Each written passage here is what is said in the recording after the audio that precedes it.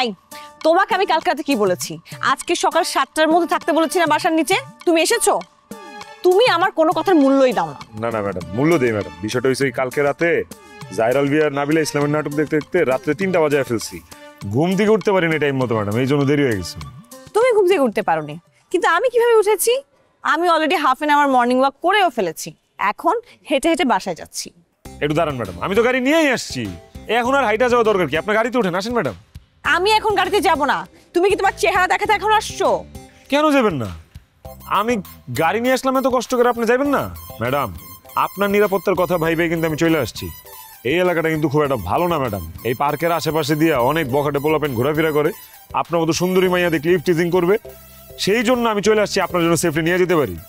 বাহ, তুমি তো অনেক চিন্তা করো আমার জন্য, সেটার জন্য থ্যাংক ইউ। কিন্তু এই মুহূর্তে আমি তোমার সাথে যাব না। আমি একাই বাসায় যাব, তোমাকে আমার প্রয়োজন নেই।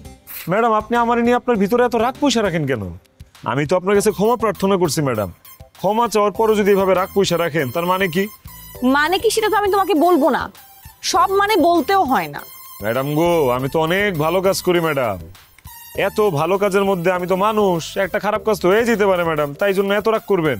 রাজীব, তুমি অনেক টকেটিভ ছেলে। আমার এত টকেটিভ ছেলে পছন্দ না। মেজাজ কিন্তু খুব খারাপ আছে, আমাকে একা একা হেঁটে যেতে দাও।